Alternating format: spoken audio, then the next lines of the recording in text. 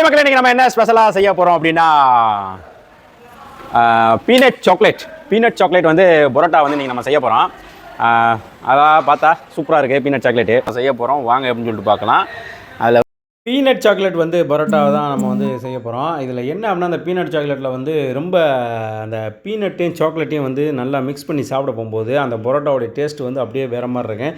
இதே வேஃபர்லேயே வந்து செஞ்சு கொடுப்பாங்க. நல்லா ப்ரெட்டில் வந்து ஜாம் பதிலாக இதையும் வச்சு தடவி சாப்பிட்டு பார்ப்பாங்க.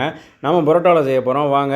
இப்போ வந்து நல்லா வீசி எடுத்து முடிச்சிட்டிங்க. என்ன வீசி எடுத்து முடிச்சாச்சு. இப்போ வந்து அந்த பீனட் சாக்லேட் என்ன பண்ணுவோம் அப்படின்னா நல்லா தடவிடுவோம். நல்லா தடவிட்டு 2 விதமாக நம்ம போட போகிறோம். ஏன்னா ஓகேவா, இது ஒரு மடிப்பு. இன்னொன்று வந்து என்ன பண்ண போகிறோம் அப்படின்னா, நம்ம ரவுண்ட் ஷேப்பில் வந்து பரோட்டாவை போட்டு அதில் மேலே தடவி என்ன பண்ண போகிறோம், வேக வச்சு எடுத்து அதுக்கப்புறம் வந்து சாப்பிட போகிறோம்.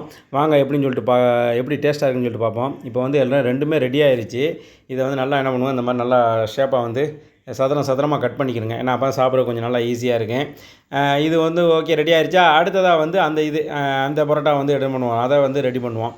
இப்போ அந்த பரோட்டா வந்து எடுத்து நல்லா என்ன பண்ணுங்கள், லேசாக வந்து அடிக்க தேவையில்லை. அடிச்சிங்கன்னா வந்துட்டு அது நொறுங்கிடும். எல்லாமே அடிக்காமல் மேலே வந்து நல்லா ஸ்பூன் எடுத்து இந்த மாதிரி வந்து நல்லா தடவிடுங்க. இப்படி நல்லா தடவிட்டீங்க அப்படின்னா வந்து அது நல்லா அந்த இதில் ஹீட்டில் இலகிரும். இதை நல்லா சுருட்டி சின்ன பிள்ளைங்களுக்கு என்ன பண்ணலாம், நீங்கள் வந்து கொடுக்கலாம். சின்ன பிள்ளைங்களுக்கு நல்லா வந்து காலை சாப்பாடை வந்து கொடுத்தீங்க அப்படின்னா சூப்பராக இருக்கும். வாங்க இப்போ டேஸ்ட் பண்ணி பார்த்துருவோம்.